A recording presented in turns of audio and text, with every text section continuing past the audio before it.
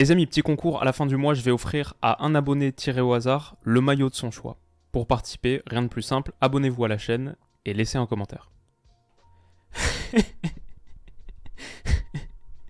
Les amis, bienvenue, j'espère que vous allez tous très bien, très content de vous retrouver pour cette nouvelle vidéo. Cannes, jour, je sais pas exactement combien, mais on est sur la clôture de la 3e journée. Je suis à quelques minutes du coup d'envoi contre l'Algérie, donc on va essayer de faire cette vidéo relativement rapidement.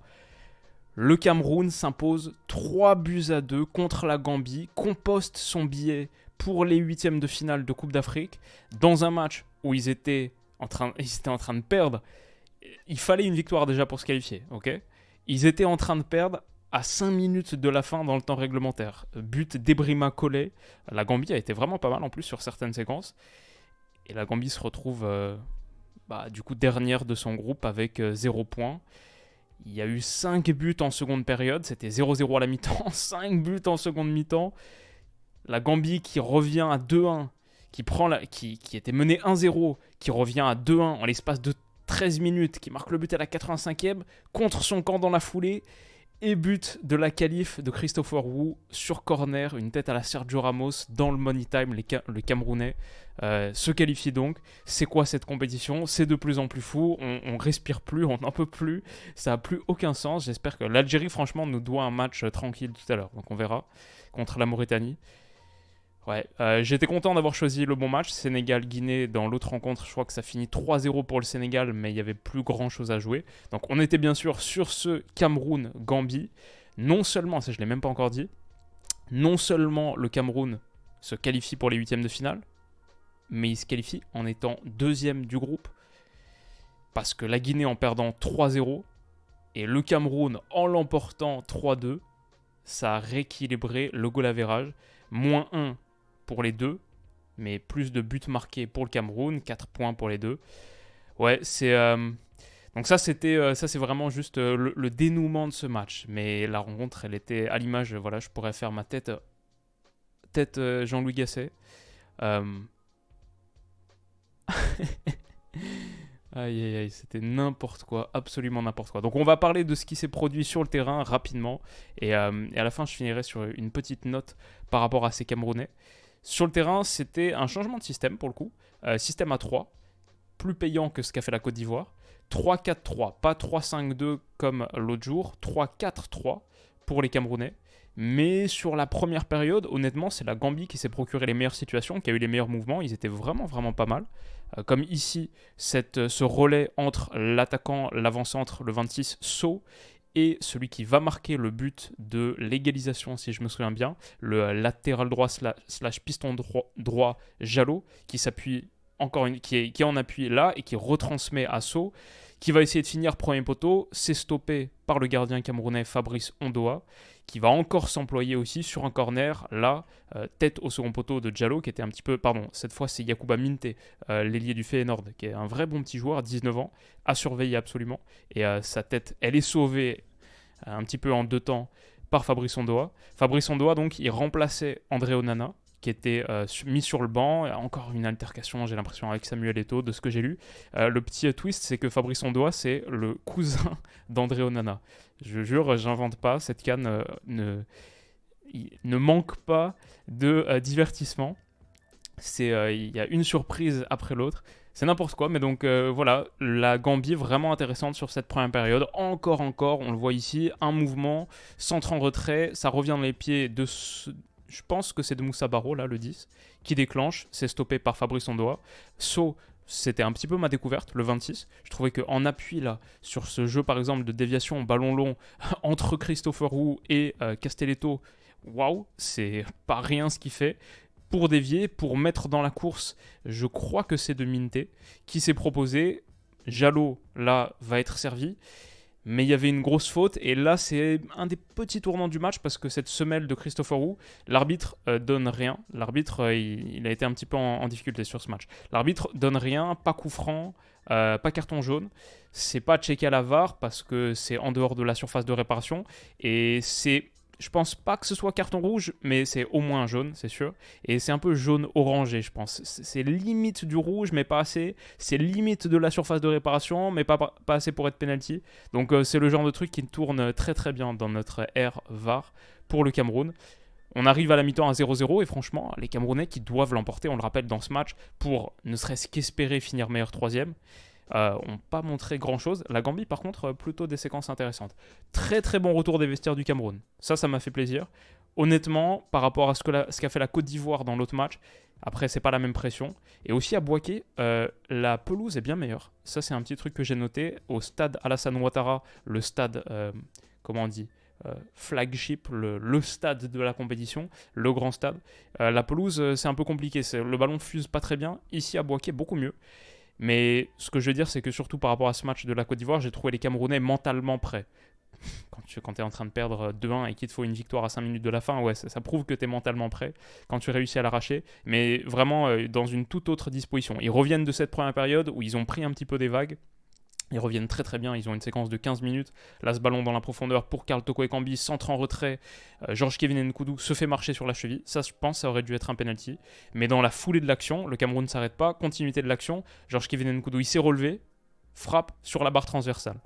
Grosse alerte sur le but gambien. Mais on le voit quelques minutes plus tard sur le ralenti. Ouais, s'il se laisse tomber peut-être tout de suite, il prend une seconde en trop pour se laisser tomber. Mais là, ouais, je pense que c'est le genre de truc qu'on voit donner penalty à notre époque. C'est pas grave, 3 minutes plus tard, centre d'Nkoudou, Karl Toko Ekambi, il est à la réception, il marque son 4e but en 3 matchs contre la Gambie, si je me souviens bien, ce qui est assez spécial. Ouais, la célébration Memphis de paille. Alors là, pour l'instant, c'est juste sur les tempes, en mode je réfléchis, mais après, je sais pas si j'ai l'image. Ouais, voilà. Après, c'est en mode Memphis.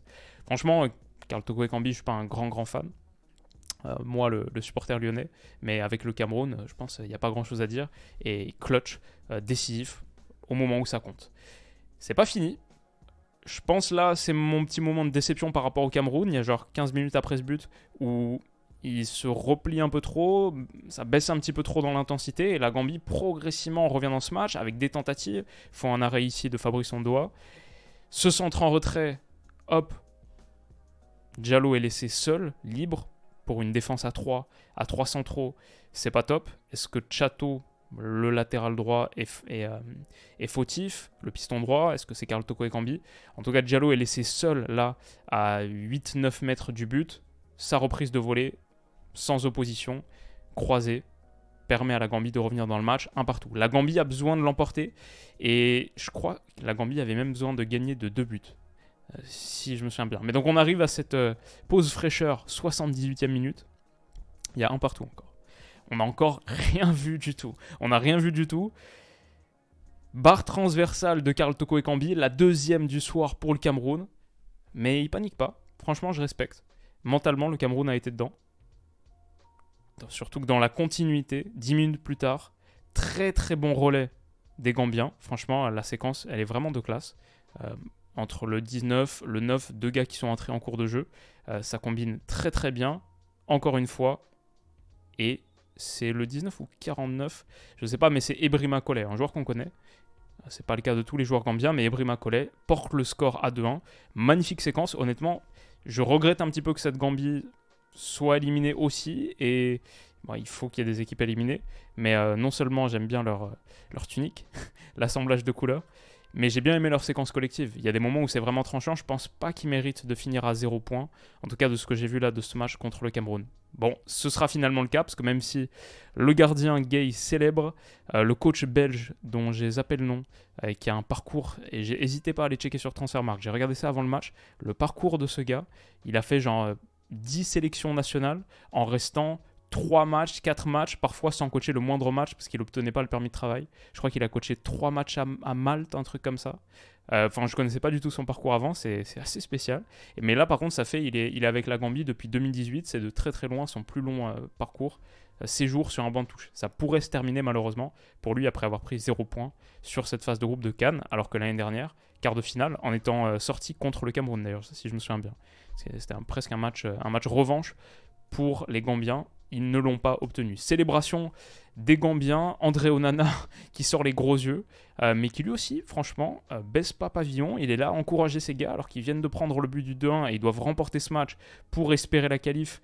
Bon, tu te dis, ok, jamais tu reviens de ça, mais c'était bien sûr mésestimer, sous-estimer cette Coupe d'Afrique des Nations qui a absolument aucun sens sur l'action de l'engagement. But contre son camp du Gambien. C'est James Gomez, moi sur mon écran je voyais le numéro 12, J. Gomez. Je fais, attends, quoi? Non, c'est pas le... c'est le Joe Gomez du pauvre, quoi. C'est James Gomez, le Gambien. Malheureusement, il la dévie dans son propre but. Ça fait 2 partout. Corner dans le temps additionnel. Tapé par Georges Kevin Nkoudou. La tête de Christopher Wu, c'est une tête Sergio Ramos. C'est la tête Sergio Ramos 2014 contre l'Atleti. Elle est croisée parfaitement. Le plongeon du gardien, c'est le même que celui... Quoi, c'était Oblak ou Courtois? J'ai envie de dire quand même Oblak, mais... Bref, en tout cas, c'est le plongeon là de Gay. Ça heurte la ligne avant de toucher le petit filet. Elle est magnifique. La célébration est dingue. 3-2 pour le Cameroun. Incroyable. Ils ont renversé ce match. Les Lions indomptables sont définitivement indomptables et ils ne se laissent pas avoir par, je crois pas qu'on le voit très bien là, mais les Scorpions de la Gambie, qui est un très très bel écusson. Ouais, dingue. Juste dingue. Je sais pas ce qu'on peut dire de plus. J'hésite entre cette image pour la miniature et celle de Toko Ekambi. Mais j'aime bien l'expression sur celle-ci. Traduit bien la folie de ce match. Et c'était même pas fini. Alors, si vous regardez cette vidéo, vous connaissez le résultat. Donc, le Cameroun l'a emporté, s'est qualifié. Mais il y aurait pu avoir une dinguerie totale. 93e minute. Corner 7 fois de la Gambie. Il est tapé par Collet. Dévié dans le but. Égalisation 3 partout. Devant mon écran, là, dans mon bureau, je suis en train de péter un câble. Mais non. C'était une déviation de la main. C'était une déviation de la main. Ce que je veux dire, c'est que... regardez la réaction du gars. La réaction du 21, après que son but soit annulé finalement après check de la VAR.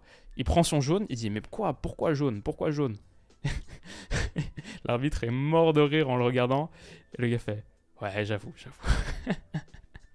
Mais c'est trop. Il y a tellement d'images mémorables de ce... On est juste à la 3e journée de phase de groupe et j'ai déjà des images pour ma vie de cette Coupe d'Afrique. C'est n'importe quoi. Et ouais, donc le but est justement refusé. Mais imaginez cette fin de match s'il n'y avait pas eu la VAR. Imaginez le délire dans le stade, ce qu'on serait en train de dire s'il n'y avait pas eu la VAR. Moi, depuis le début, je ne suis pas le plus grand fan de la VAR. Je regrette que c'est enlevé un petit peu l'effusion spontanée sur un but. Moi, il y a plein de buts de mon équipe que j'ai un peu plus de mal à célébrer parce que tu dis il y avait peut-être une petite position de hors-jeu, je suis sur la retenue. Mais j'avoue, imaginez cette fin de match-là sans la VAR parce que le but, initialement, il est donné.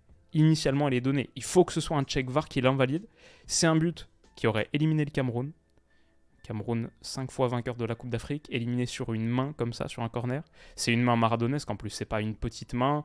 Et on a fait un débat sur celle de Vinicius, où pour moi il y a largement main. Mais là c'est la main Maradona ou c'est la main Paul Scholes. C'était quoi, une Super Coupe d'Europe contre le Barça, si je me souviens bien, il y a longtemps. Enfin ça c'est à Saint-Pétersbourg, si je me souviens bien. Ça c'est une main...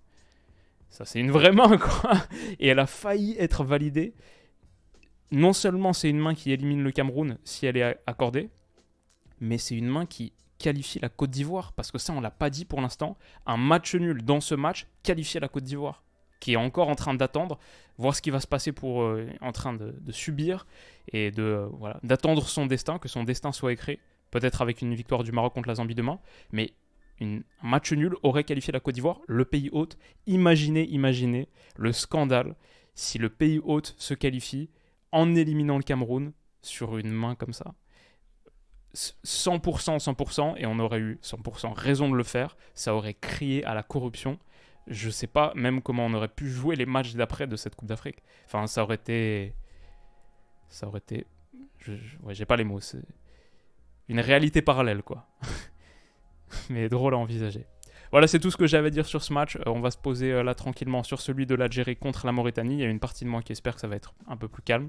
Mais bon, la plus grande partie de moi espère que ça va être dans la continuité de ce qu'on est en train de vivre, ce qui est absolument une folie furieuse. Cette canne est géniale, on passe un super moment. Ouais, il n'y a rien de plus à dire. J'espère que vous aussi vous kiffez. Merci pour toute votre force sur la chaîne en ce moment, c'est génial.